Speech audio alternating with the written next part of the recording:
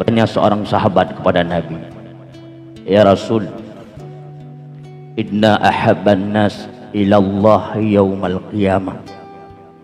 Sungguhnya siapa manusia yang paling Allah cintai pada hari kiamat? Dan sesungguhnya siapa manusia yang paling Allah benci pada hari kiamat? Maka Rasul menjawab, "Duhai sahabat, manusia yang paling Allah cintai pada hari kiamat itulah pemimpin-pemimpin yang adil. Dan ketahuilah, manusia yang paling Allah benci pada hari kiamat pula pemimpin-pemimpin yang zalim." Dalam hadis sahih Imam Bukhari, Rasul pernah bersabda, siapapun yang terpilih menjadi pemimpin tapi mereka tidak setia kepada rakyatnya, maka haram surga bagi mereka. Dalam hadis Imam Ahmad bin Hanbal, Rasul bersabda, siapapun yang jadi pemimpin lalu menipu rakyatnya, maka tempat yang paling layak dan patut baginya itulah neraka. Hadirin hadirat, guru-guru yang kami muliakan, sebenarnya ikon produk pemimpin itu seperti Umar bin Khattab radhiyallahu anhu. Beliau sosok pemimpin, namanya masih terpampang dalam sejarah Islam. Beliau sosok pemimpin yang tidak duduk di pendoponya. Setiap malam Umar bin Khattab, sahabat Rasul, beliau berkeliling meronda, ingin melihat keadaan-keadaan rakyatnya di kala itu, mendengar di balik gubuk-gubuk rakyat yang miskin. Rupanya Umar bin Khattab mendapati seorang ibu tua sedang menggoreng sesuatu. Anak-anaknya menangis seraya berkata, "Duhai ibuku, mengapa begitu lama engkau menanak nasi untukku?" Apa kata ibu tua tersebut? "Sabarlah anakku, sebentar lagi nasi ini akan masak." Rupanya anak-anaknya menangis sambil menunggu masaknya nasi yang dimasak oleh ibunya. Umar bin Khattab mengetuk pintu, memohon izin masuk. Karena li Umar fikir bahawa dari bunuh gemagun hanya masak-masak, maka dia memberanikan diri untuk masuk. Apa yang dilihat oleh Umar? Apa yang dimasak oleh ibu tua tersebut? Rupanya seorang ibu tua tersebut sedang membungkus, menggoreng, merebus batu-batu kerikil keras. Umar pun terkejut seraya bertanya, "Duhai ibu tua, mengapa engkau membohongi anak-anakmu?" "Wahai tamu Allah," kata ibu tersebut, "ketahuilah, sesungguhnya dari pagi-pagi kami tidak makan, kami miskin. Anak-anakku yatim, mereka berpuasa. Dengan harapannya aku perintahkan berpuasa untuk sebut tak buka puasa harapanku ada orang dermawan yang mau menyedekahkan gandumnya bagiku dan anak-anakku." Rupanya maghrib pun tiba, kami berbuka dengan air putih, tidak sesuatu apapun yang kami suapkan dalam mulut kami. Maka untuk menghibur anak-anakku yang sedang kelaparan, Tuhan pegah ba anak-anak long sabar siat anak mutuah janjan masak bumak dagun. Tapi karena memang mereka begitu lapar, dalam tidurnya mereka terbangun seraya bertanya kembali, "Duhai ibuku, telah siapkah makanan yang kau hidangkan? Selalu aku membohongi anak-anakku. Ketahuilah tamu yang tidak diundang malam ini, pemimpin aku, pemimpin kita, Umar bin Khattab itu zalim. Umar bin Khattab itu tidak perhatian kepada rakyatnya. Kami miskin ditelantarkan." Tanpa sadar ibu tua tadi tidak tahu bahwasan itulah Umar bin Khattab. Berurai air mata Umar bin Khattab di kala itu. Beliau kembali keluar sampai di Baitul Mal. Dia jinjing satu karung beras gandum. Nepue atuku Umar bin Khattab. Ajudan Umar bin Khattab sibuk di kala itu. Aslam namanya. Umar, khalifah presiden kami, bahlung menteng yang tiku gandungnya. Apa jawab Umar seraya marah? Wahai Aslam, engkau ajudanku, engkau perpanjangan tanganku. Sebenarnya aku tidak bisa melihat keadaan rakyat-rakyatku, maka aku utus engkau sebagai ajudanku, perpanjangan tanganku. Tapi engkau Aslam, ajudan-ajudanku, menuntun Umar bin Khattab masuk neraka. Ketahuilah Aslam, jika ada rakyat Madinah hari ini, rakyat Umar bin Khattab lapar, orang-orang tua fakir miskin, anak-anak yatim terlantar, maka Umar bin Khattab akan ditanya oleh Allah pada hari yaumil mahsyar. Ketahui Aslam, tabah uruk yang ruhung bat tutuk, tubah tengah bengah unta dijak, muturuk gati untanya. Umar bin Khattab akan ditanya oleh Allah, apalagi rakyatnya ada yang lapar malam ini. Aslam, Aslam, semata-mata kesalahan engkau. Dengan rasa marah Umar menjinjing gandum.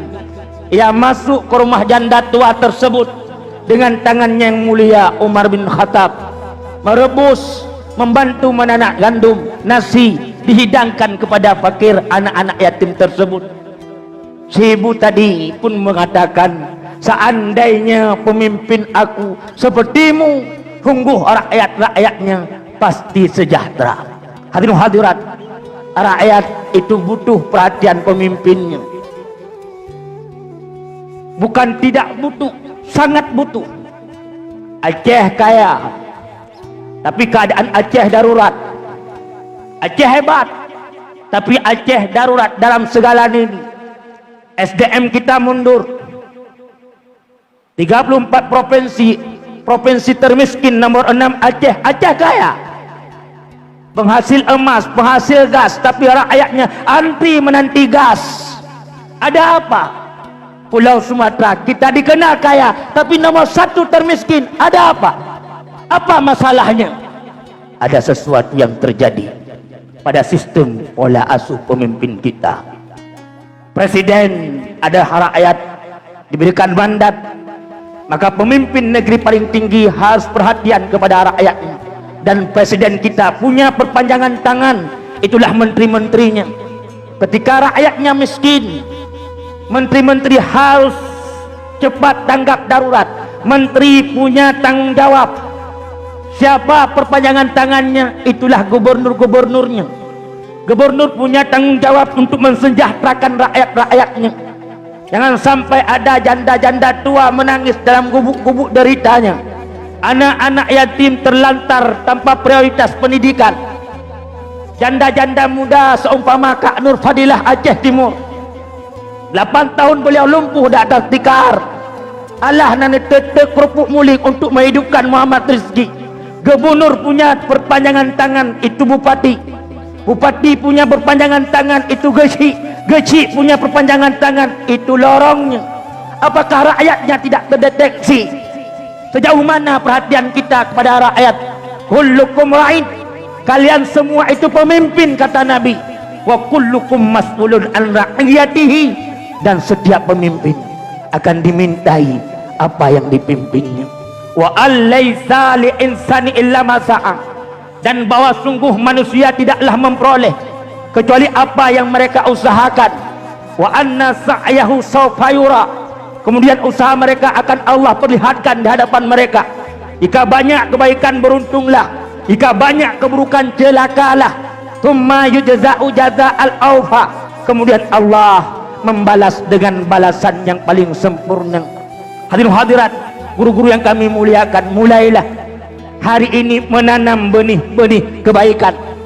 Karena setiap benih kebaikan yang kita tanam akan melahirkan benih-benih kebaikan yang lebih banyak daripada benih yang pertama. Al-Quran memberi jawaban, man ja'a bil hasanati falahu asyru amsalihah. Barang siapa berbuat satu kebajikan, maka Allah membalasnya 10. Jikalau gajah mati meninggalkan gading, seyogyanya kita manusia mati meninggalkan budi. Hadirin hadirat, peka sosial hari ini, khususnya orang Aceh, seandainya kita semua berfikir akan agama kita, apa yang diperintahkan oleh Rasul kita, Sesungguhnya kepekaan sosial ini tidak akan mundur. Maulud tip-tip ura tak peringati. Tetapi kadang-kadang apa yang diperintahkan oleh Rasul kita kurang mengerti. Maulud pegat baju beraya, perlu menghidupkan, mengenalkan kepada generasi siapa itu Nabi. Tetapi oleh Maulud benar dua. Pertama perubahan, kedua perbaikan. Harus ada perubahan pada umat-umat Muhammad itu sendiri. Dari akhlaknya, moral, kepekaan sosial, semua harus ada perubahan mencontohi Nabi yang sedang diperingatinya. Harus ada perbaikan dari segi ibadahnya, karena umat Islam mundur karena mereka mundur dari segi ilmu pengetahuannya.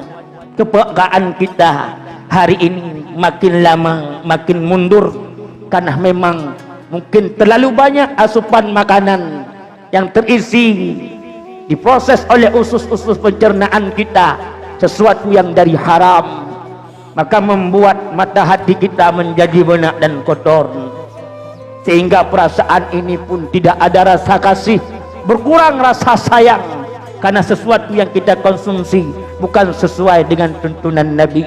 Maka mari dalam waktu yang singkat kita ingin menumbuhkan rasa kepekaan kita. Jangan sampai ada sesuatu yang kurang dari umat Islam ini sendiri. Aceh kaya, jangan sampai Aceh rakyatnya menjadi orang miskin di negerinya sendiri. Anak-anak kita, generasi-generasi kita harus mencontohi ikon produk kita. Itulah Nabi Muhammad sallallahu alaihi wasallam.